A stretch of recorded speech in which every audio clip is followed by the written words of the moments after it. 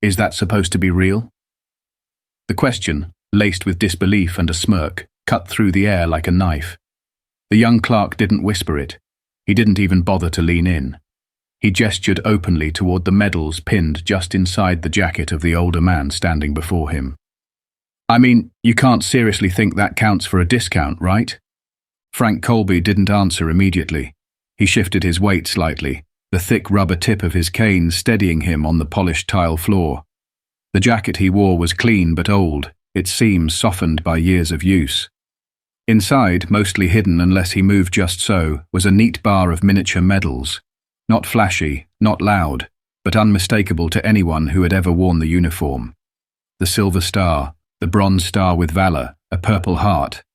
It was a quiet display, deliberate and deeply personal. Frank hadn't worn them in public for a long time. Today, though, was different.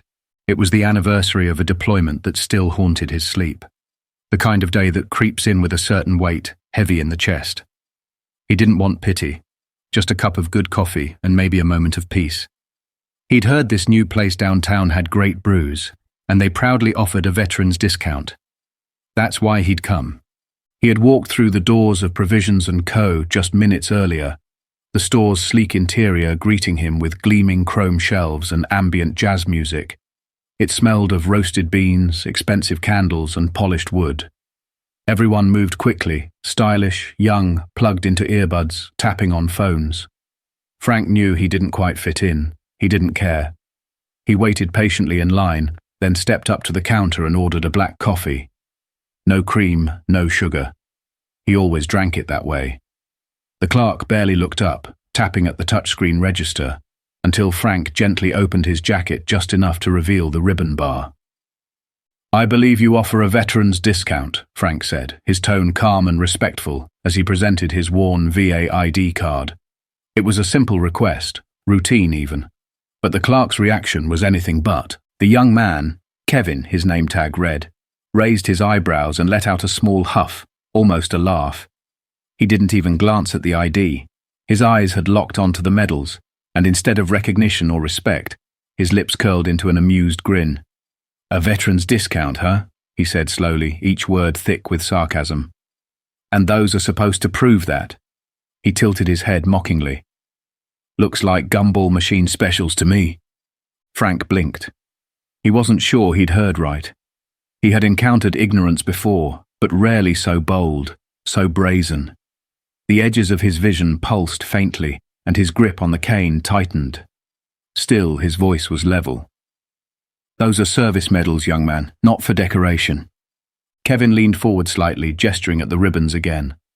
Sure they are, he said, voice rising just enough for nearby customers to hear. Little army trinkets for show and tell. You wouldn't believe how many people try this stunt. Flash a bunch of tin, ask for a freebie.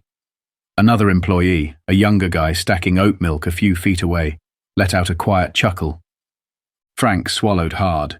It wasn't just the words, it was the ease with which they came. The way Kevin casually reduced decades of sacrifice into a punchline, the casual cruelty of someone too young to understand what those medals meant and too arrogant to care. Frank felt something inside him twist, an ache that went deeper than his old injuries. These aren't just decorations, Frank said again, slower this time. They were earned. The Silver Star, that one's for valor, combat valor. He didn't need to say more. He didn't want to. But Kevin rolled his eyes, clearly unimpressed. Yeah, well, the register doesn't take stories, Kevin said flatly. It takes IDs that actually scan. Do you have one of those, or are we wasting everyone's time? Frank's mouth set into a hard line. He extended the VA ID again, steady as ever. This is my valid identification, federal issue, and that discount you advertise, this qualifies me for it. Kevin looked down at the card briefly, then shoved it back across the counter. Not current military, he said, his tone smug. So no, that's going to be full price. $4.75, unless you want to stand here all day trading war tales. The other clerk had stopped stocking shelves entirely now, clearly watching the exchange. A couple customers in line behind Frank shifted awkwardly, pretending not to listen but clearly hearing every word. Frank's gaze swept over them, then flicked toward the office behind the counter. A woman, probably the store manager, was inside, visible through the glass, glancing over for a moment before returning her attention to her screen. She wasn't coming. Frank drew a breath and slowly pulled out a few bills from his old wallet. He laid them on the counter, every movement precise, controlled. His voice barely wavered, but the quiet force beneath it was unmistakable. "There is no need for disrespect, son. I'll pay for the coffee." Kevin smirked as he took the money. "Have a nice day, Sergeant Major," he said, the rank practically dripping with mockery. He slapped the receipt on the counter like it was the punchline of a joke. Frank took it without a word, turned, and walked slowly toward the exit, each step a weight of memory, each clack of his cane on the floor echoing louder than any insult. What Kevin didn't realize, what no one in that store could have guessed, was that this quiet moment of arrogance, this small act of public humiliation, was about to echo far louder than the sharpest command ever shouted in boot camp. Frank stepped through the automatic doors and into the cool morning air, the hiss of the closing glass behind him sounding strangely final. The noise of the street returned, distant traffic, the rhythmic shuffle of feet on pavement, birds overhead. But everything felt oddly muted. He made his way to the edge of the store's small patio, finding a narrow metal bench nestled beside a planter filled with decorative grasses. He lowered himself slowly, carefully, the leather of his shoes brushing the concrete, his cane angled across his lap. The cup of coffee, lukewarm now, rested in his trembling hand, untouched. He stared ahead but saw nothing. His thoughts were spinning, not with rage, not with vengeance. Frank was too old for theatrics. It was something quieter, colder, a gnawing feeling of being stripped of dignity, of being seen and dismissed in the same breath. 30 years in uniform, and some kid with a badge and a button-down had decided his life amounted to cheap theatre. And worse, no one in that store had said a thing. No intervention, no pause, just indifference. Polished, smiling indifference. The medals inside his jacket felt heavier now, like weights dragging him backward. He reached inside slowly, his fingertips brushing across the small bar of ribbons. Each one had a story, a memory, a name. The bronze star from a mission in the Middle East that had gone horribly sideways. The Purple Heart from a piece of shrapnel that nearly ended his career, and very nearly his life. The Silver Star, awarded for bravery during a nighttime extraction when everything had gone wrong, and somehow he'd gotten 5 men home. These weren't decorations for vanity. They were stitched into him, blood and bone and memory. They were reminders of pain, of loss, of impossible choices. Now they were a punchline in a grocery store. He let his hand drop away and looked down at the coffee. The steam had long since faded. He didn't want it anymore. He couldn't drink it. Not because of the flavor, but because of what it now represented. That cup wasn't a moment of quiet. It wasn't a treat. It was a trophy of humiliation, handed over like a receipt for being told he was nothing. He placed it gently on the bench beside him and closed his eyes. In another life, in another moment, he might have walked away and buried the encounter like so many others, kept his head high and shoulders square. Let it go. But this time felt different. This wasn't just a personal slight, it felt symbolic.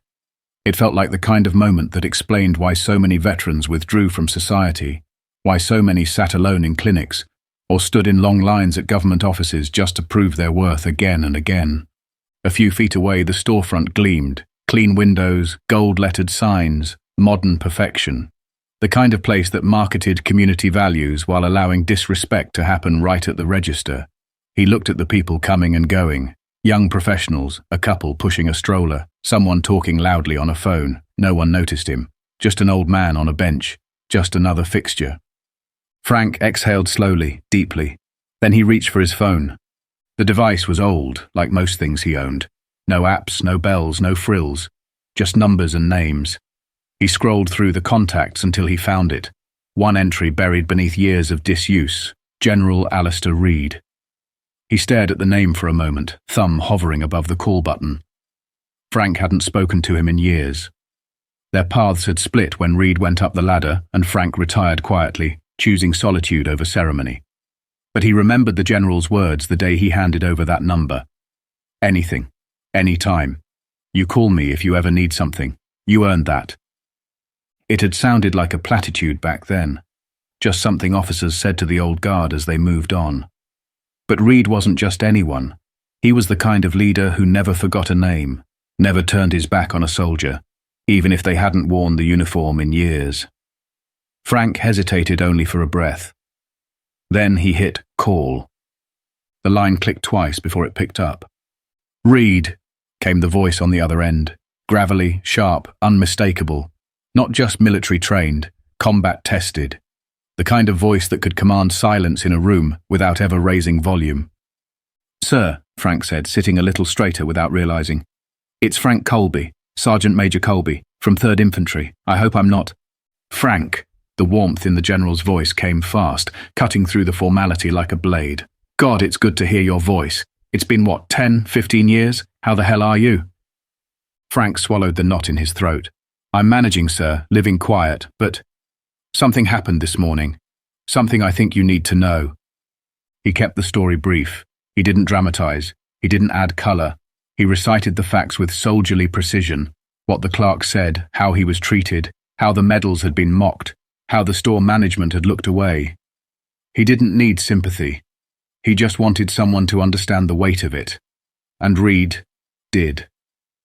By the time Frank finished, the warmth had drained from the general's voice, replaced with something colder, more surgical. "You're at Provisions & Co., Market Street?" Reed asked. "Yes, sir. Are you still there?" "Outside, on the bench." "Don't move, Sergeant Major," the general said, and now there was steel in his words. "I'm downtown, 5 blocks away. I was on my way to meet the mayor. That meeting just got rescheduled. Stay where you are. I'll be there in under 10 minutes. Then the line went dead. Frank stared at the phone for a moment, surprised by how quickly Reed had acted, how decisively. He had expected a call to the company, maybe a follow-up email, maybe a recommendation to file a complaint through the VA. He hadn't expected personal arrival, not from a 4-star general. But then again, Reed had always said the same thing in every deployment briefing, in every farewell speech, in every visit to the front lines. No soldier of mine gets left behind. And it seemed, after all these years, he still meant it. Exactly 10 minutes later, almost to the second, something shifted inside the store. The jazz music that had floated lazily over the speakers cut out mid-note. At first, the silence didn't register. People kept shopping, their carts rolling quietly over the polished floor, fingers grazing sleek glass jars and artisanal breads. But then the soundlessness became conspicuous. No background tune, no sales announcements, no register beeps, just an eerie stillness. Heads turned, brows furrowed. Shoppers looked up at the speakers, then at each other, puzzled. Then came the voice. It didn't ease in gently.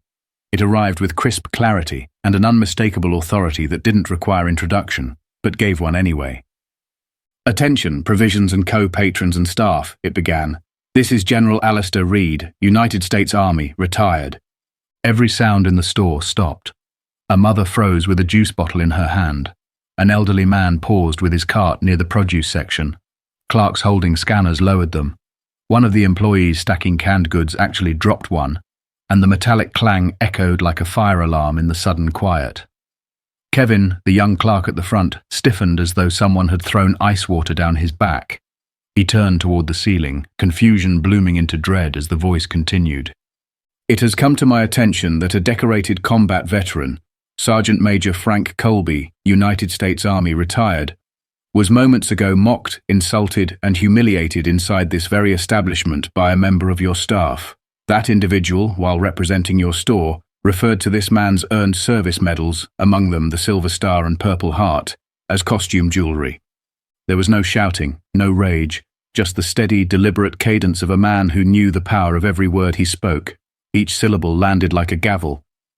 This treatment is not only disgraceful, it is unacceptable.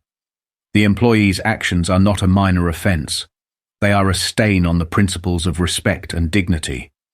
This store claims to support veterans. Yet moments ago it laughed in the face of one.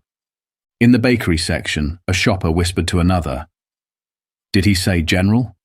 Kevin stood frozen behind the counter, every inch of smug confidence now drained from his face. His co-worker, the one who'd laughed earlier, slowly backed toward the stockroom, trying to disappear. Miss Albright, the manager, burst from her office, her expression strained and pale, eyes darting wildly around the sales floor as if searching for a reset button. She looked toward the speakers, mouth parted as if she could climb up and drag the words back. The general continued. Sergeant Major Colby is not just a customer. He is a man who bled for this country, who led soldiers through hell and brought them home, who walked in here today seeking a cup of coffee and left with his service reduced to a joke by someone too ignorant to understand what real valor looks like. This is not a matter of bad manners. This is a matter of honor. The voice paused for a heartbeat, and I assure you, it will be addressed. Then silence again. No click, no outro. Just the weight of what had been said hanging in the air like smoke after a detonation. For a full 5 seconds, no one moved. Then whispers began rippling through the aisles like wind through tall grass. People turned to each other, asking questions, speculating, recounting what they'd seen, or what they wished they had stepped in to stop. Someone near the front muttered, "That old guy at the counter, that must have been him." Then came the footsteps. They weren't rushed, they weren't loud, but the rhythm of them carried purpose. The entrance doors parted, and in walked a man in a dark suit, simple but sharply tailored. No name badge, no entourage. He didn't need one. His back was straight, his gaze direct, his steps sure. He carried no briefcase, no notes, just presence. The kind of presence that made people part instinctively. General Alistair Reed had entered the building. He moved past startled customers without hesitation, heading straight toward the front of the store. Kevin, pale as drywall, watched him approach as if hoping it was all a misunderstanding. The general stopped 5 feet away, his eyes fixed on the young man, with the kind of look that made subordinates reconsider every decision they'd ever made. "You," the general said calmly, "are the one who believes service medals are costume jewelry." Kevin couldn't speak, could barely nod, his lips moved, but no words came. His earlier bravado had collapsed under the weight of reality. Miss Albright rushed forward. "General Reed, I didn't know. This was a terrible misunderstanding." The general didn't raise his voice. He didn't need to. His tone was enough to slice through anything. "It is not a misunderstanding, madam. It is a failure of training, a failure of judgment, and a failure of basic human respect." He turned slightly toward the watching employees and patrons, letting his words carry. A man wore his medals not for vanity, but because today held meaning for him. He served with honor, with courage, and this store, your staff, mocked that, in public, without consequence. Miss Albright's mouth opened again, but he raised one hand slightly and she stopped. "I asked Sergeant Major Colby to remain outside, but I believe he deserves better than a bench and a cold cup of coffee. Where is he?" At that, a timid young employee stepped forward. "He's still on the patio, sir. Should I?" "Bring him in," Reed said. "Now." As the employee hurried off, Reed turned back to Kevin. "What's your name?" "Kevin," he muttered. "Well, Kevin," the general said evenly, "today you're going to learn something far more valuable than running a register. Today you're going to learn what honor looks like when it walks into your store and gets laughed at." Just then, Frank was led back into the store, his cane tapping rhythmically on the tile. He looked surprised, uncertain why so many people were now watching him. Then he saw Reed, and the general's face broke into a faint, warm smile. "Frank," he said, his voice softening, "good to see you on your feet, though I hate the reason that brought us here." Frank nodded, his jaw tightening slightly. "Didn't expect all this, sir." "I know," Reed said, "but some things we don't let slide." He placed a hand on Frank's shoulder, then turned to the manager and Clerk once more. "First, both of you will offer Sergeant Major Colby a direct, sincere apology, not because I told you to, but because your actions demand it." The words hung in the air, heavy, waiting. Kevin looked like he wanted to be anywhere else. Miss Albright stepped forward first. "Sergeant Major Colby," she said shakily, "I deeply apologize. I had no idea what was happening. I should have paid attention. You didn't deserve what happened today." Kevin followed, his voice barely audible. "I'm sorry," he mumbled. "I shouldn't have said those things. I didn't know." Frank didn't speak right away. He simply looked at them, long enough that the silence began to stretch. Then he gave a slow nod. "Acknowledged," he said. The general turned, scanning the room. "And now," he said, voice hardening again, We make this right." General Reed didn't need to raise his voice. He never had to. The room was quiet enough that even the soft creak of Frank's cane could be heard as he shifted slightly on his feet. The customers who hadn't yet left stood at a respectful distance, no one quite daring to break the tension now hanging like thick humidity over the gleaming floors. Even the employees who had tried to look busy moments ago had stopped pretending. They stood still, watching the way soldiers watch a commanding officer enter the field. The general took one step forward. "Let's be clear," he said, his tone flat but penetrating. "This is not about a discount. This is about dignity. It is about a man who served longer than some of you have been alive. It's about what that service means, not just to him, but to every person in this country who wakes up and lives their lives under the blanket of freedom that men like Sergeant Major Colby helped provide." Kevin's face had gone the shade of wet chalk.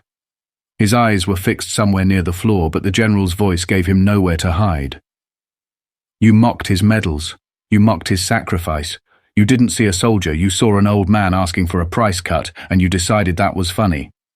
He turned his gaze on Miss Albright. "And you, madam, saw it happen and chose convenience over courage. You had a choice, step in or step away. You stepped away." The words landed with precision, sharpened by years of leadership and the kind of moral clarity that couldn't be taught in customer service training. No one spoke, no one dared. Reed turned slightly, motioning toward Frank, who stood stoic, every inch the soldier he had always been. "This man didn't ask for a parade. He didn't walk in here expecting red carpet treatment. He asked, quietly, respectfully, if he qualified for a small discount that your store advertises. What he received instead was public humiliation, met with laughter and silence. That silence ends now." There was a pause, and then, slowly, General Reed removed a folded slip of paper from his jacket pocket. He handed it to Miss Albright. "This is the contact information for the National Coalition for Homeless Veterans," he said. "Today, this store will make a substantial donation in Sergeant Major Colby's name. That amount should reflect not just your apology, but your accountability. Consider it a first step in restoring the integrity this establishment has failed to show." Miss Albright's hands trembled slightly as she took the paper. "Of course, General," she said quickly, her voice breathless. "We'll take care of it immediately."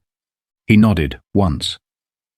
"You'll also issue a public statement, not a corporate memo.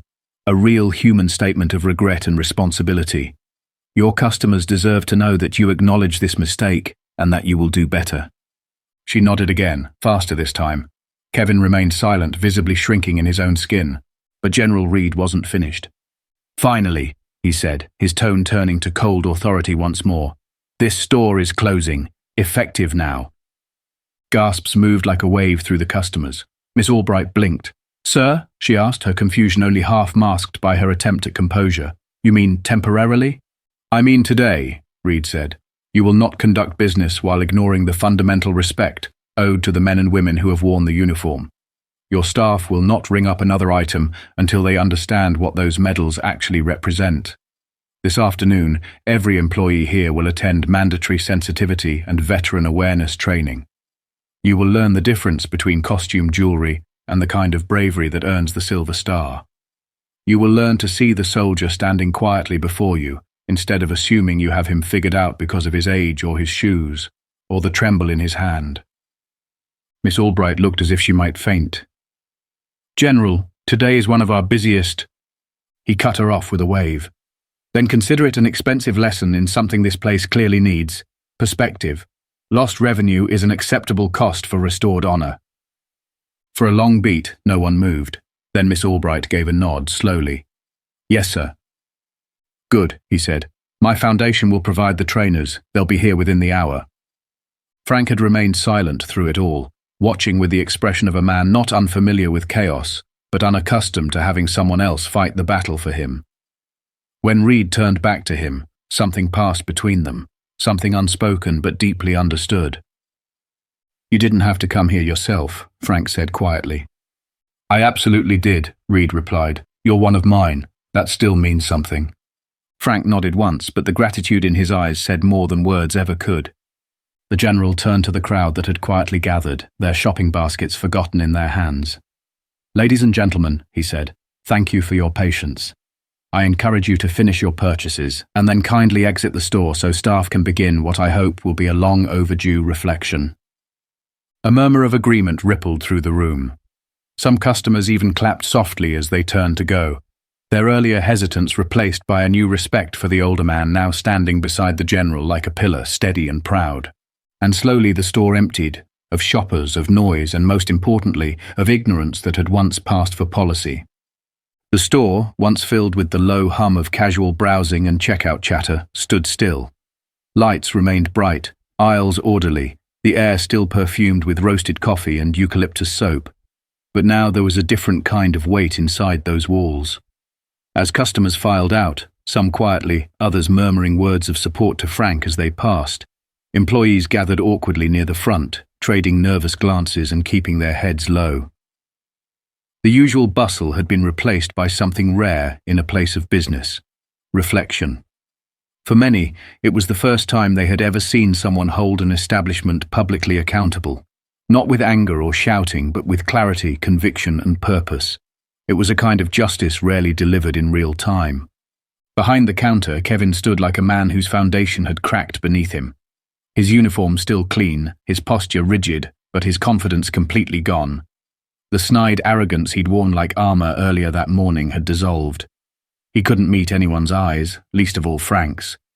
He remained silent even as the other clerks whispered about what had just happened, about who the general really was, about how close they all had come to being part of a scandal far larger than a cup of coffee. The truth was, no one would forget this day, not because of the shutdown or the donation or the general's presence, but because of the way a quiet man's quiet dignity had demanded recognition. In the back room, folding chairs were quickly arranged. A tall, broad-shouldered figure arrived just past noon, introduced only as Master Gunnery Sergeant Barrett, USMC, retired. He carried a binder under one arm, a thermos under the other, and a presence that rivaled even Reed's. No slideshows, no corporate gloss, just stories, real ones, combat zones, PTSD, the veteran suicide epidemic. The reason why mocking a man's medals wasn't just rude, it was dangerous. A form of erasure that said everything about the culture we allow and the empathy we lack. Staff sat through it in full. No cell phones, no breaks, no half-listening. Barrett didn't ask for their attention, he commanded it.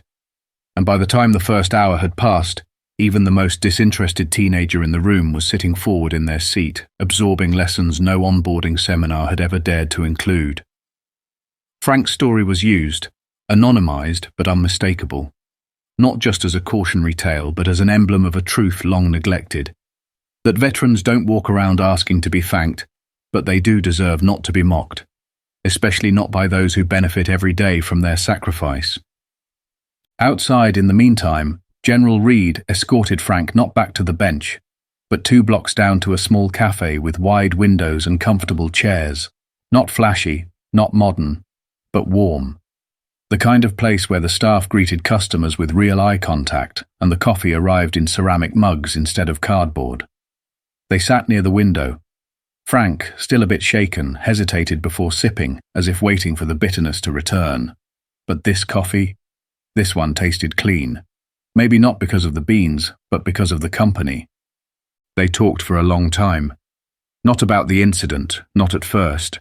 About old deployments, jokes they used to share in the field, soldiers long gone, quiet victories, deeper scars. Reed listened more than he spoke, which, for a man of his rank, meant a great deal. He had come not just as a former superior officer, but as a friend, a protector.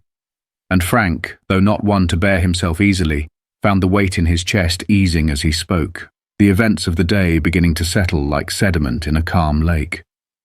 Toward the end of the meal, Reed reached into his coat and pulled out another card. Not a business card, but something laminated and official-looking. "This," he said, placing it beside Frank's coffee, "gets you immediate access to my foundation support network. We've got teams working housing issues, Virginia red tape, medical navigation, you name it. If you ever feel stuck anywhere, call this number. No screening, no forms, just action."